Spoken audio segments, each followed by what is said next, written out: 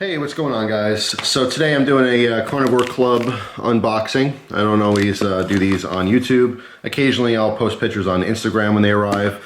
You know, it's a monthly meat club, basically. If you're really into meat, you know, it's a cool thing to get into. I love different types of, you know, fancy meats. A little pinky up action there. So yeah, Christine and I both enjoy artisan meat. And because Father's Day is around the corner, I've actually had people, you know, send messages on Instagram asking, you know, some different Father's Day gifts. And of course, I always say knives. But occasionally someone will say, yeah, you know, he's not really into knives, or he has knives or whatever. I've given him knives before. He doesn't really use them. That kind of thing. And I'll suggest something like this, you know, try Carnivore Club or try a flashlight, try other gear. I mean, there's plenty of stuff. You don't have to be a gear person to enjoy tools, right?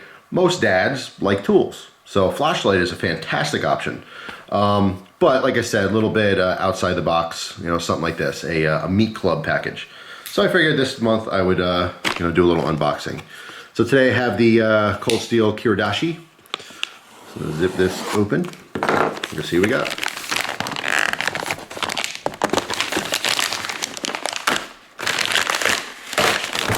Ooh, hello. Sorry, I didn't mean to bop you there. All right, so let's see what we have for this month. I always like the the menus that come with these. I always thought, I mean, when I first saw it, I thought it was really funny.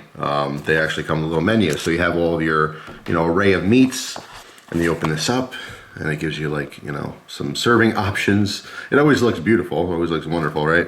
You got like a Moscow Mule going on there. It looks like maybe some pickled onions or something, some Melba toast, all your meat cut up here. Looks really nice. But yeah, it's like a little description of each meat. So, I don't know. Again, it's just kind of a fancy experience. I mean, I happen to love meat, all kinds, especially artisan meat, things you just don't see at the grocery store. So things that are special. You know, I'm all about experiences, right? So, like, you know, I'll cut a little piece of this, and I'll sit here and I'll read the description while I'm eating it and stuff, and it's a fun experience. So far, I mean, I haven't gotten anything I haven't liked. There's some things that were like through the roof amazing. So anyway, you can pause your screen there if you want to read some of that stuff, but I'm going to go ahead and just look at the actual sticks. So first off, looks like we got a couple of these snack sticks. All right, these are always awesome. Basically a fancy Slim Jim of sorts. So looks like 2 chorizo, which are mild, 1 Campo Seco, it says sea salt and pork, uncured salami stick. Sounds really good. And 2 of those. So 2 of each. Interesting. So those are great for snacking. Then we have a full size here. Let's see. And another thing too is they do a variety of brands. So like one month might be like one specific brand, a bunch of different offerings. I haven't had any of these brands before, any of this stuff. Let's see. Charlitos Coquina. Coquina, is that right? It's not to be confused with cocaina. All right, that's something completely different. So let's see, Truffa Secca, dry cured black truffle salami. That sounds really good. Again, nice and fancy salamis. By the way, another side note, which I didn't know originally after the first like 2 boxes, when you get these, they really should be refrigerated. Now, when you eat them, they should be room temperature because you want those fats to kind of like unsolidify. Because if you eat it fresh out of a cold environment where, you know, it's a cold salami, all those fats are kind of hard. You want those to melt in your mouth, right, while you're eating it. So store them in the cold, especially once you open them, but let them sit out for like 10 or 15 minutes to kind of warm up a little bit before you actually eat them. You get way more flavor and a better experience overall. But that sounds really good. So it's a nice looking salami with black truffle. I am a fan of truffle. It has a very, very earthy, you know, feeling to it. So either you love it or you hate it. So we have a, let me try to pronounce this. Sobrasada, maybe, hopefully. Wild and spreadable Spanish inspired salami. So we have like a salami, and it's nice and soft. So almost, even though it's like shaped like a log here, it would be used like a pate or something, so you can smear it on a piece of cheese or a cracker or whatever.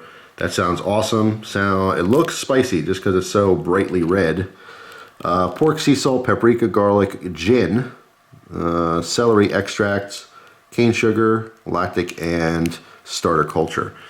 All right, so really interesting. There's gin in here. The paprika may or may not be spicy. You know, I've had varieties where are just super delicious, smoky paprika with no spice, and then like some hot paprika. So don't really know until I try it. Or you can read the little menu and probably describe it. And we got, I love the butcher paper. It just came out of a nice deli. Charlito's salami. So ingredients are pork, salt, wine, cane sugar, spices, celery extract, garlic, lactic acid, and starter culture. So interesting.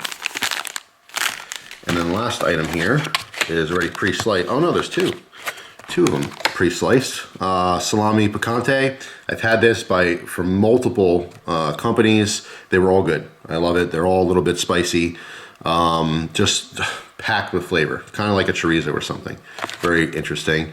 And then this one, cerveza seca, so dry cured salami with beer. Very interesting, bold and subtle with robust autumnal warmth. Cerveza seca demonstrates how the use of beer in the curing process can produce a flavor so enchantingly unique that it eludes classification. This salami is a pioneer, a rogue, an adventurer, and distinctive addiction to any table. Looking at it just says beer, doesn't say what kind of beer. Pretty interesting. Let me read this one, because that was definitely like a sell, right? Reading that, you're like, okay, yeah, I'll try that. All right, that one says, salami picante gracefully strikes a harmonious balance between making sure the heat is felt and making sure you can still taste the salami's meaty, salty nuances. Slowly dry cured with pork, salt, and chilies, salami picante is one of a kind spicy salami that will arouse your senses and heed your call when you ask for it. Nice and hot. Give this, whoever does the marketing, give them a raise, because they're definitely selling it with those descriptions. Interesting. So anyway, there you go. It's a bunch of meat, as you would imagine, but it's awesome. It never let me down. Christine and I both very much enjoy it. We make it a special little thing, you know, where we'll sit down and cut like a half of one of these, you know, and it'll be lunch, and we'll mix it with some cheese or something else, and just kind of enjoy it casually. But it's all been top-notch stuff. So, like I said, some of it I've liked more than others. Some was amazing, but even the worst piece of meat in this box was still very much edible and pretty good. Clearly, if you're into artisan foods and stuff like that, if you are kind of a foodie, this is definitely something for you. And just, again, a Father's Day gift idea. You know, I would always recommend a cool knife or tool, or like I said, a flashlight, or, you know, a new wallet or something. The regular old dad gifts. New hat, Father of the Year shirt, something like that. It's always cool, but, you know, been there, done that kind of a thing. If you want to think outside the box, maybe try something like that. Just a suggestion. So hopefully you guys have a wonderful day, and I will see you tomorrow with a brand new video. Take care.